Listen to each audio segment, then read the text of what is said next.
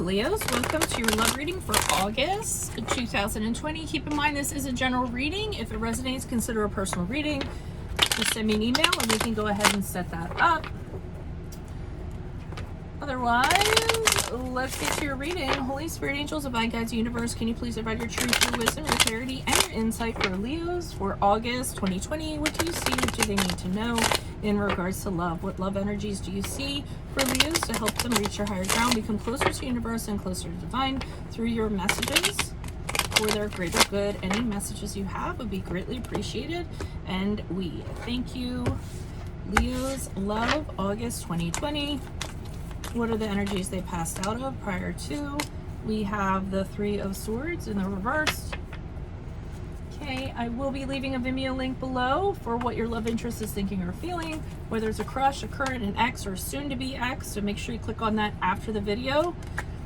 Energies in August, we have the Hierophant in the upright. Also check out my playlist. I'm uploading my 2021 sun moon readings. My 2020s are up there. What is your ideal career based on your midheaven? Okay, energies passing out of. We have the, oh my gosh, I haven't had these cards in a while. Is that the King or the Queen? I'm gonna see with my glasses. That's the King. The King of Cups in the upright. Okay. Also check out in my playlist I have what is your ideal career based on your midheaven sign, what is your compatibility with your partner's sun sign. That is a work in progress. Ask me a question on Instant Go. Check me out on Facebook, Instagram, TikTok. Like, share, subscribe, and or donate. Otherwise, let's get to your reading. And taken by this King of Cups here, who's just like chilling and he's kind of writing. Okay, so, and it doesn't matter if it's a king or a queen, tell you the truth, but so we start off in the beginning with Three of Swords in the reverse. So energies prior to August, you're coming out of, you're healing from something. Maybe you've gone through a painful experience and you're accepting it.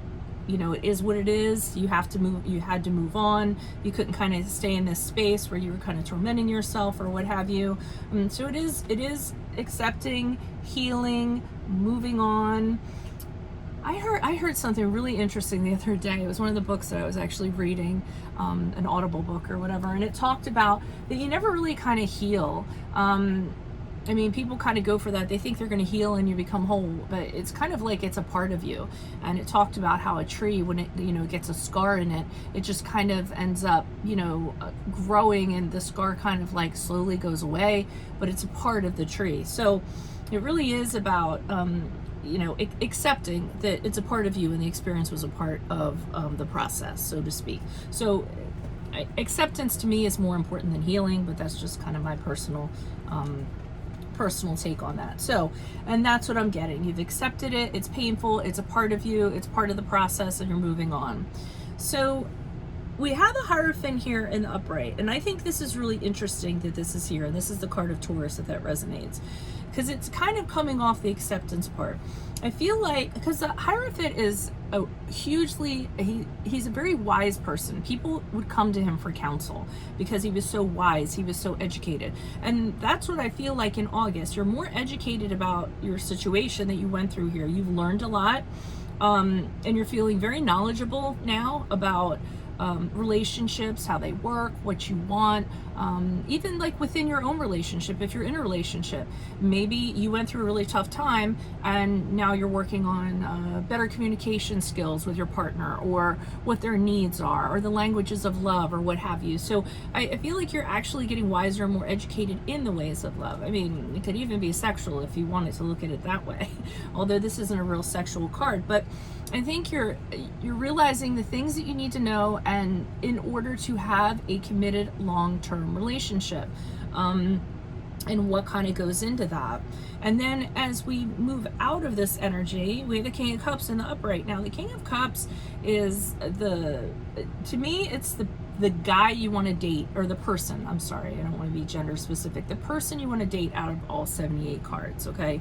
I mean, this guy is mature. This guy doesn't let his emotions get the best of him.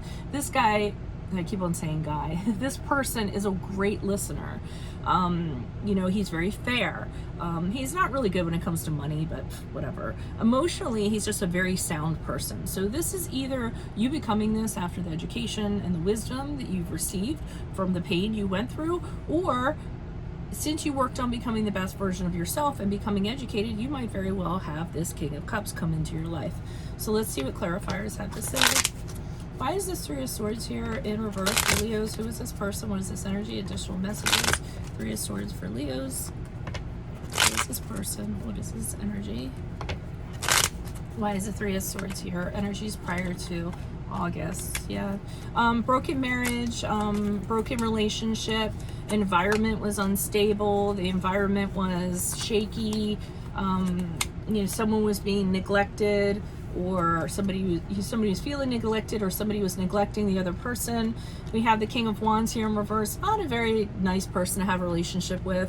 They usually don't communicate very well. They are very set in their ways. It's kind of like, well, this is how things are going to be, whatever you say. Almost the opposite of the King of Cups, actually, surprisingly enough. It's just somebody who doesn't communicate well, isn't open to things, isn't good in terms of emotions, a real kind of stubborn energy.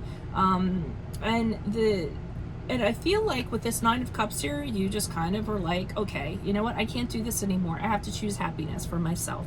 I have to figure out what makes me happy. And I'm getting you move on singly. I feel like with this Nine of Cups, you make the decision, I need to put myself first and I need to make myself happy, and whatever I need to do in regards to that is going to happen, because you don't want to be in this environment anymore. I mean, and you guys are pretty positive people. You don't want to be in a negative situation that's kind of dragging you down. So you make that choice, and then this is the part where you become more knowledgeable about how to kind of go about that. I mean, this Hierophant card could be you becoming educated just in terms of your own happiness. You know, the things that you want, like really thinking about what makes you happy and addressing those things. Why is the Hierophant here? Yes, so you get out of this relationship. You get out of whatever this was. It was really toxic. It was a huge pain in the ass. You weren't happy. It was a, you know, drippy, drabby environment.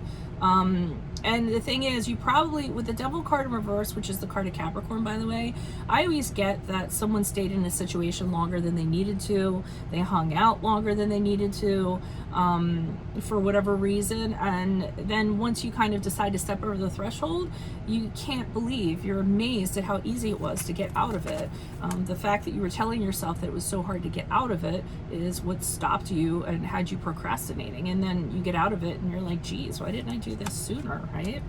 Yeah, there you go with there you are with the Magician card. So this kind of feeds into the whole knowledge-based thing that we're talking about. This is about, you know, pulling skills or resources, maybe looking at everything you have available to you in order to improve yourself, improve your relationship, improve what you want from a relationship. So you're really kind of using all your power to manifest what you want going forward, either for yourself or within a relationship. And the Tower card reverse, again, this goes back to the whole knowledge thing. This is you realizing that this had to happen for a reason. And you didn't see it in the moment. You didn't understand why, as painful as it was. But you come out of it, and it radically changes how you look at things, your perspectives, your beliefs, just things in general. So I really feel like it's going to be transformation for you in August, a spiritual transformation as it relates to love and relationships and moving forward. Like I said, a lot more knowledgeable, a lot wiser, and things like that. And that wouldn't happen if you didn't have this happen, right? So, I mean, it all kind of feeds into a bigger picture. Why is the King of Cups here for Leos? Why is the King of Cups here for Leos? Who is this person? What is this energy? Additional messages. Knight of Swords. Knight of Wands. Okay, so you are the King of Cups. You are the King of Cups. So now you've reached your pinnacle as you moved out of August. So you're just like this King of Cups. You're like, I am totally in charge of my emotions. I'm cool as a cat. These are the cat cards, and you guys are cats, go figure.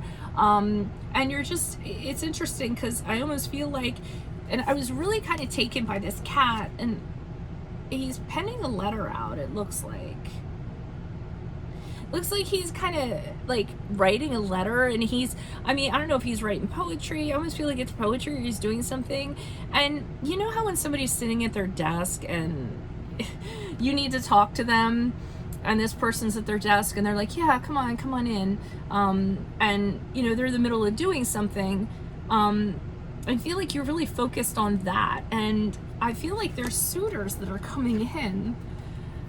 You know, here we have the Knight of Swords and we have the Knight of Wands. These are two suitors that are coming in, you know, male or female, however you want to kind of look at it. But the personalities is like the Knight of Swords is kind of rushing in, and that's the personality of, hey, you know, I want you. They just like are bursting out being like, I want to do this. I want to have an adventure with you. I have totally been digging you for so long. And they're just blurting out like all of these truths to you.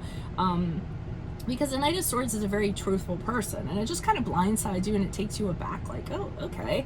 And then you have this Knight of Wands coming in like, oh, you know, let's do something fun. Let's, you know, he's really flirty, he's fun, he's hot, he's passionate, he's impulsive. So you have these two energies that are coming in.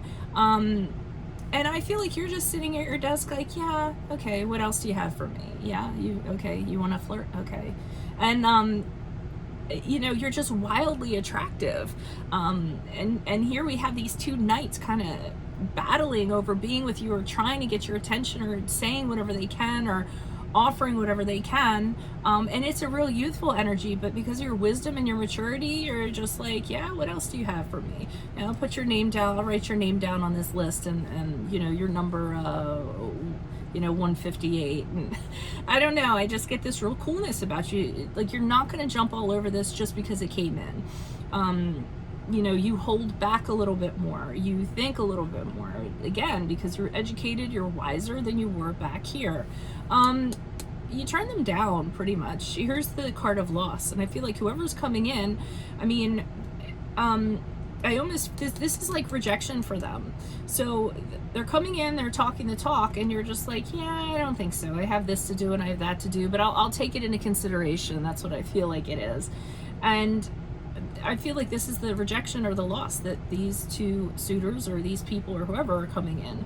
And they take it really hard, because I almost feel like prior to this, you would have been a shoo-in for this. I feel like you would have been all over it. But I feel like you have a process in August, and you're like, yeah, not so much when they come knocking. You've raised your standards. You're not the person that you used to be. And you've totally changed, I think, like I said, spiritually, like a whole spiritual transformation in regards to love and how you view it.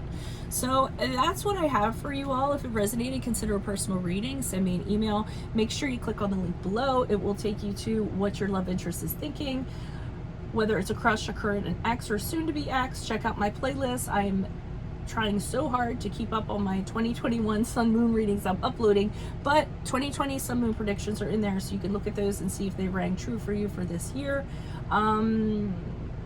Also check out what is your ideal career based on your midheaven, what is your compatibility with your partner sign. Ask me a question on Instagram. Check me out on Facebook and Instagram.